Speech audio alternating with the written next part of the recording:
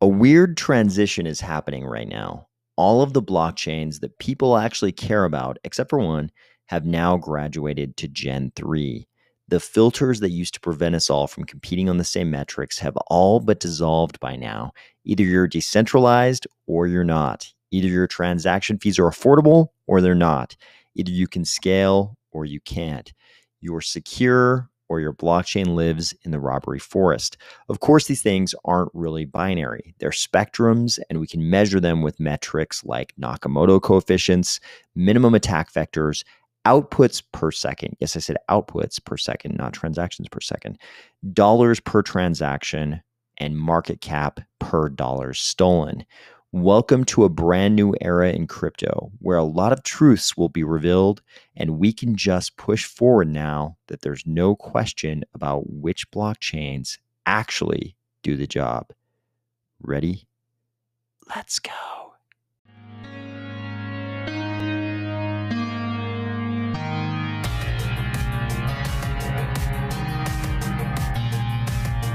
Today, we are going to discuss the maximum possible outputs in a single Cardano transaction, the new research on proofs of proof of stake, Colorado and Wyoming with some friendly competition on who's more pro-crypto, the latest on exchange readiness for Vasil and some other pre-Vasil metrics, and a Virtua land mint going down today. If your first thought when you saw this image was, I don't know what's more threatening, the potential for hay puns in this video or the fact that this guy is pushing around this giant roll of hay with no socks, or if you're finding value in these videos each weekday, please just give a couple of seconds of thought to the possibility of delegating to the Army of Spies stake pool, ticker AOS. Now that Ethereum has finally completed the merge and it's joining all the rest of us in Gen 3, I think we can finally enter into a new era of crypto where a lot of truths can be uncovered. I mean, all of these blockchains, you could compare them before, but there was this mental barrier that prevented people from really sort of believing the comparisons, really lending any credence to the metrics that you could use to compare these different blockchains. And that was because Ethereum was still proof of work. And I think their mentality was kind of like, bro, you don't even understand. When Ethereum goes to proof of stake, it's going to be so good, so much better than all the rest. They won't even be able to call it proof of stake anymore. With Ethereum, they'll have to call it like super proof of stake. It's going to be so good. They'll have to come up with a different label for it. It's going to be so good. And then Ethereum actually made it to proof of stake. And I think what a lot of people were discovering is that Ethereum's not really any different than any other blockchain. We've got certain metrics we can use to compare all these blockchains, and Ethereum doesn't really stack up so well on these metrics. For instance, I think it was probably quite a blow to the Ethereum supremacy arguments when a lot of people started seeing this chart and ones like it that show 1, 2, 3, 4 entities controlling the vast majority of the validation power in Ethereum proof of stake. And of course, people made all kinds of arguments about how Lido is actually decentralized because they're using a whole bunch of different validators and it's run by a DAO, but it's still a single point of failure for reasons we've discussed on this channel, including risks related to their derivative instruments and also just risks related to the fact that they're a single entity. Even though they're a DAO, they're still an entity that is choosing validators to devote their delegation to.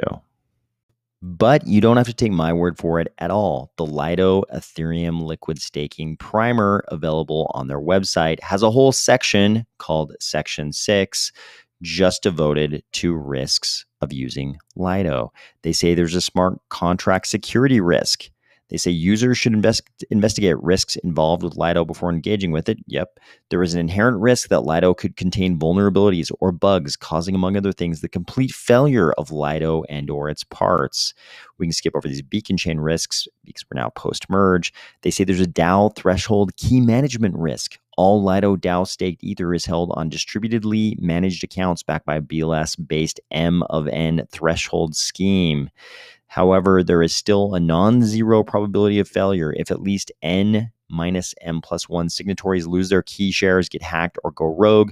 funds might become locked. If M or more key shares are compromised, funds can be stolen. And we've seen these kind of risks already materialize with Ethereum staking. Keys get lost, keys get compromised, funds get lost, funds get stolen. Then they talk about the general slashing risk that kind of applies to all stake pools in Ethereum. In the worst case, when a lot of validators engage in misconduct simultaneously, I think you're missing a word there, up to 100% of the stake can be slashed. So this is, of course, a risk that could happen in any Ethereum stake pool. But the next one is not a risk that could happen in any Ethereum stake pool. Staked ETH price risk. Besides the risk associated with validator slashing and a staked ETH token balance drop, there's a chance that the exchange price of staked ETH will be less than fair price for a while. In the beginning, there is no withdrawal feature in Lido. As a result, arbitrage and risk-free market making are impossible. So what happens if the price of staked ETH depegs from the price of ETH? So some of these risks, of course, are risks that would apply to any stake pool in Ethereum. But do you really want one stake pool to control a third of the stake in the entire system, in the second biggest blockchain in all of crypto? Do you want one stake pool to control that much stake and have all of these risks? So things are not looking beautiful for Ethereum on the decentralization front. But the important thing is we can now make that apples to apples comparison between other Gen 3 blockchains like Cardano and Ethereum. It's no longer this mental barrier where people are going to say, no, bro. One is proof of work, one is proof of stake. They're totally different. We can now make those direct comparisons. And here's another place where we could start making direct comparisons. So here's a thread where this poster asked, hey, I'm really curious, how many transactions is it possible to execute within a single transaction on Cardano? And KTORS starts breaking this down. He talks about the max size of a block, the minimum size of an output, and then assuming everything comes from a single input, transaction overhead, approximately 100 bytes, a theoretical grand maximum of around 465 outputs. So what they're talking about here is another way in which we can actually make apples to apples comparisons between Cardano and other blockchains. Everybody wants to use TPS because they're not like Cardano. In Cardano, we're an EUTXO blockchain. That means we can essentially do a whole bunch of transactions inside one transaction. We can have a whole bunch of outputs, say NFTs in a mint or something like that. A whole bunch of Cardano native tokens or ADA can be going to different recipients. There can be a whole bunch of different outputs. And so right in this thread, they're talking about this scenario where you have a single input, like one party, one wallet is the input, and then you've got this possibility here calculated by KTORS of 465 outputs, if I'm understanding correctly. There is another way to look at this. Eternal Wallet came along and said, actually, it's more like 250 if only one key signs and outputs are delegated addresses. I don't think the actual number here is that important. And here we have a little bit of discussion back and forth about the different conditions that would produce different numbers here. But whether it's 250 or 465, it's a crazy different amount of transacting going on in one transaction in an EUTXO blockchain versus an account balance blockchain. This is another place where we need to start having apples to apples comparisons. Instead of talking about transactions per second, we probably need to start talking about something different, something like outputs per second, because that's really what we care about. We care about how much capacity the blockchain has, how much scaling the blockchain can do at times when the blockchain is really congested, like gigantic NFT mints, things like that. And here, transactions per second doesn't capture what Cardano can really do, because in one transaction, we might have 465 or 250 outputs. The important thing is that now we can start being a little bit scientific and comparing blockchains on metrics that make sense, using real numbers, objective numbers that make sense to compare blockchains. And we won't any longer have this sort of weird form of tribalistic drama where people are claiming that certain blockchains are illegitimate or legitimate based on nothing other than the prevailing opinion of the masses on social media. We can say, hey, here are the characteristics of a blockchain I care about, and for a lot of people, those are going to be the characteristics that are involved in the blockchain trilemma.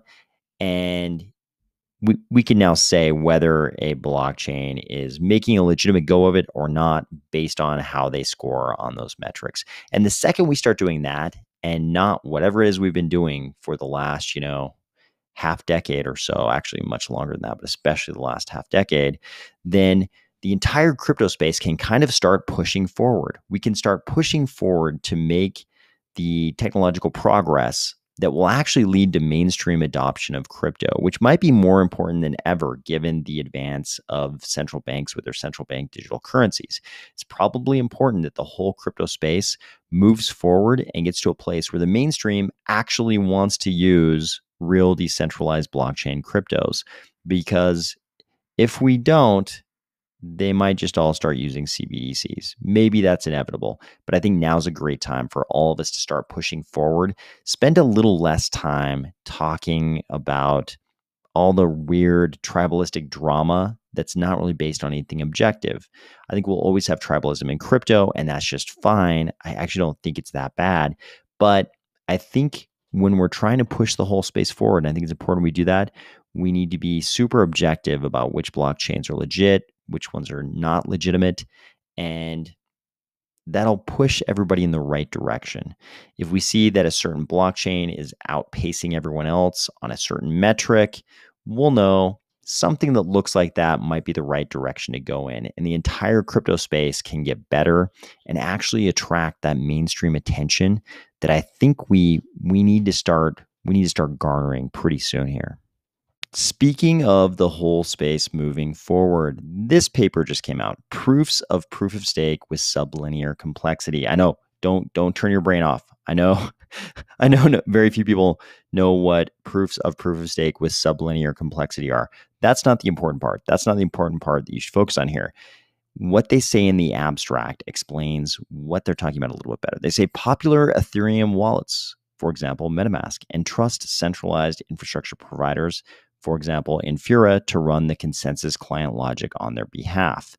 As a result, these wallets are lightweight and high performant, but come with security risks. So it's interesting they note the two critical pieces of Ethereum infrastructure that people were all up in arms about, because there was that lawsuit that some people alleged revealed that JP Morgan might have an interest in these two pieces of infrastructure through some kind of a deal with consensus.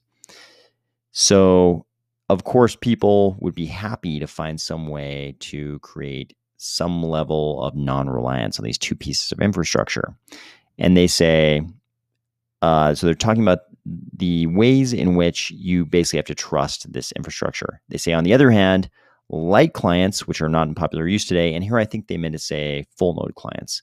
On the other hand, full node clients, I could be wrong, but I think full node clients makes more sense to me here. On the other hand, full node clients, which are not in popular use today, allow decentralization, but at inefficient linear bootstrapping complexity. This poses a dilemma between decentralization and performance. Where have we heard someone talk about this dilemma between decentralization and performance? We've heard Charles and others in Cardano talk about this when they're talking about Mithril. This is the same problem that Mithril attempts to solve. A light wallet that does not rely on something like some kind of centralized infrastructure. You probably noticed that 3 of the 4 authors of that paper are at Stanford, where Cardano and IOG have just set up the IOG Blockchain Research Hub. Here, one of the authors of the paper, Dionysus Zindros, says, "Today I am happy to announce our latest work, Proofs of Proof of Stake with Sublinear Complexity, which we just uploaded. This is the first superlight client for Proof of Stake. We built a generic and practically efficient superlight client for any Proof of Stake blockchain." So this is for any Proof of Stake blockchain. Generic means the consensus protocol does not need to be specifically designed to support our scheme. It works on Proof of Stake Ethereum, Cardano, Snow White, Algorand, Harmony, and They tell you what their goal was. The goal of this work is to build a wallet or client that can bootstrap into a blockchain like Ethereum or any of the others, apparently, without downloading the whole blockchain's history, but still validating everything without trusting a server. This sounds exactly like Mithril, doesn't it? Contrary to MetaMask or Infura, don't trust, verify. This is the kind of pushing things forward that the whole space needs to do. We already know that we need light clients, light wallets that don't require you to trust a server. That's an obvious good thing. If we can push forward to that future, that's an obvious good thing that the entire space can benefit from. And if we have entered this era where we no longer have to, go to these dramatic lengths to vilify or canonize blockchains based on non-objective criteria, if we can just talk about the blockchains, based more on these objective criteria, maybe we can focus more on progress like this. We also have a lot of regulatory progress we need to make. The entire space needs to worry about this. And here we see a post breaking: Colorado becomes first U.S. state to accept Bitcoin as payment for taxes. And I believe it was not just Bitcoin, but Bitcoin and other crypto. I could be mistaken about that, but I believe it was multiple cryptos. And Caitlin Long, who of course is the head of Avanti Bank, which is based out of Wyoming, says, "Congrats, Colorado, but why celebrate being first at something like tax collection? Wyoming charges so few taxes. It has no state income or business tax. So it decided 4 years ago there was no reason to do this in Wyoming. Colorado is becoming a high tax state, though." This is great. Here we see a proponent of Wyoming as a crypto jurisdiction competing, sort of explaining why Wyoming is still competitive, even though Colorado is doing something that is obviously very pro-crypto. This is what we want to see. The whole space needs to focus on this, making state jurisdictions compete for crypto, as opposed to state jurisdictions competing against each other to see who can be the strictest against crypto. Of course, it looks like what's actually happening here is that Colorado is going to allow people to pay their taxes with crypto via PayPal. And of course, Colorado is just going to have PayPal immediately converted into fiat. It's not like Colorado is trying to, stack sats or anything here. We're getting so close to Vasil, guys. Vasil is tomorrow. Tim Harrison is letting us know 73% of the exchanges by liquidity are ready for Vasil. So we might as well check in on the other metrics for Vasil readiness. It looks like stake pools are ready with 99% of blocks being produced on the 1.35.3 node version. When we get down, here's the downstream components. Everything's looking good. Lots of released, a few successfully tested. When we get down to exchange readiness, we see Binance is ready, Upbit is ready, MEXC is ready, Bitrue is ready, Coinbase still in progress. How dare you, Coinbase? How many times have we talked about this? Please, Coinbase, be more like Binance. Here are the others. We've got one not started, a couple in progresses, lots of readies. Down here, lots of readies. The only disappointment coming up right down here, Kraken. Kraken, you're just like your friend Coinbase. Please be more ready. We come down here. The last metric, of course, is DApp readiness. When we get down here to the top 10 dApps by TVL, we see a lot of tested in testing.